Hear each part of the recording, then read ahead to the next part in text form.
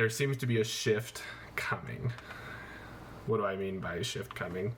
Well, as I've been chronically online, it appears that there's a growing number of Gen Z, Gen X, am I Gen X?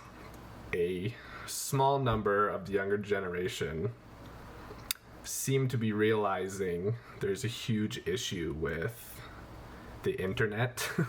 My middle school years were filled with the YOLO era. Basically, this to me was the equivalent of the biblical eat, drink, and be merry, for tomorrow we die. Isaiah 22 verse 13 says, "And behold, joy and gladness, slaying oxen and killing sheep, eating flesh and drinking wine. Let us eat and drink, for tomorrow we shall die." And the most prominent of them all, 1 Corinthians 15:32, "What do I gain if, humanly speaking, I fought with beasts at Ephesus? If the dead are not raised, let us eat, drink, and be merry." Nope, I botched that. "Let us eat and drink, for tomorrow we die." Well, this is repeated in the scriptures because I think it's not the way we're supposed to go about life as believers, to live a life in such a way that there's no thought for tomorrow. Well, I guess Jesus says, take no thought for, what scripture is that? "Take therefore no thought for the morrow, for the morrow shall take thought for the things of itself. Sufficient unto the day is the evil thereof."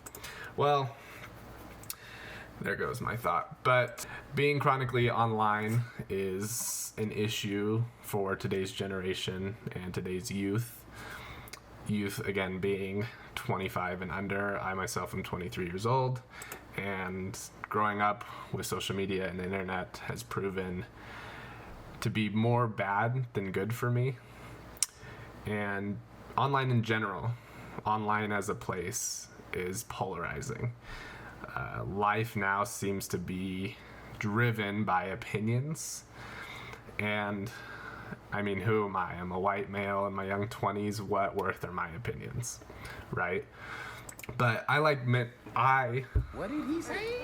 Like many other in my age range, seem to have, I don't know, this desire to improve oneself. There's plenty of YouTube videos and books on self-help, self-development, on different ways to be more productive, to basically get this life that we all desire, which for many people is different. But the issue I find with a lot of the self-development content online is there's no center to it. Like, you have all these books and magazines and videos marketed towards those of us who are young, who aren't mature with life experience, and they claim to have these quick, easy answers. Now, I've read a plethora of self-help books in my life, and I maybe remember 1-2 topics from each of those books that, sure, when I apply them, they help. They don't fix the entire problem. But yeah, we all seem to want to become the best version of ourselves. You know, I don't want to waste the day on the webs. I want to eat healthier. I want to go to the gym. I want to run X amount. I want to read a book every month. I want to play chess. Chess is actually fire. But I think for me, lately, I've been focusing on trying to be present. Anytime you are on your phone or watching TV or consuming content, 99% of the time, that is the opposite of being present. That's kind of putting your body, your mind on autopilot and just cruising. And as you do that, time seems to just slip away super fast. I don't know. I think this genre of self-development culture, again, although ultimately is a good thing, it's missing a link to a deeper central point of gospel living. And I think there's currently a lot of good Christian content online, but some of it In fact, a lot of it seems to be pretty cringy. And I won't go to any specifics, but something about being a bold Christian on the internet has this connotation of, I don't know, being super goody-goody, and it's hard when you listen to some of this Christian content come from somebody who seems to have lived a pretty sheltered life that doesn't dip into the real world at all.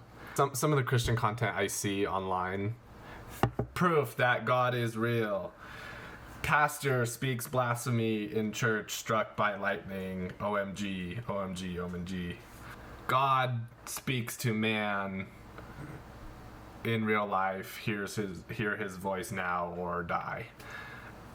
No, like, yeah, great. Like, that's super clicky, but that's not, that like doesn't resonate with me.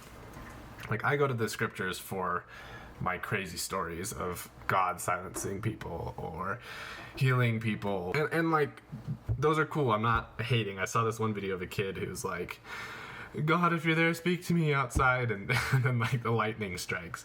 And it's like, okay, it's cool. Like, it is cool. And I'm not denouncing that at all. But like, I'm not going to see that and then change my life. I don't know. Maybe because I don't have enough faith, whatever. So this is a bold attempt to put some of that content out there to try and toe the line of being a Christian without the cringe. You're not that guy, pal, trust me. Seeking improvement without succumbing to the unhealthy hustle culture, if you will. I have seen some posts lately that give me a mustard seed of hope. Saw these comments that I thought were pretty cool. I also recently got depressed by seeing this poll. I'll put a screenshot of it up here. It was a YouTube poll, which I know by no means is a scientific study, but it said, "Are you happy with your life right now?" That was the question, and the answers were yes, I am happy with my life right now, or no, I am not happy with my life right now. And out of 82,000 votes, 48% said yes, and 52 said no. Yeah, that's a bit concerning. There's just a real problem out there. There's people really struggling. There's people who don't have anywhere to turn or anybody to turn to. There's people who believe but don't know how to apply those beliefs to get help. There's people who believe but then turn to self-help YouTube or whatever books, but don't get the actual healing they need that the gospel could provide. So, I don't know, maybe it's all nonsense, but it seems to be there's a shift coming. It seems like Christianity is coming out, I didn't mean like, but it seems that it's like gaining traction with those who don't know where to turn.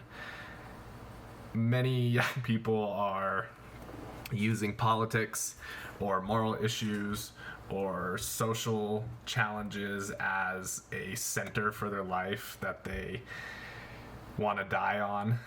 They're putting all their eggs in these baskets that are just, in the grand scheme of things, pointless.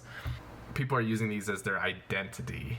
Like, they're building themselves around these things that ultimately don't care about these people at all. At least it seems that way. Believing in God isn't the only thing about me, but it's definitely the foundation for the rest of what I do. And it definitely creates real life stability, tangible. She likes to come and check on me. Okay, thank you. I'm good. I'm gonna just kind of move you over there. So yes, Christianity is cool again, as we've discovered through our scientific study conducted here today. Go ahead and like the comment section, subscribe to the video, and comment on my channel. Thanks. Bye.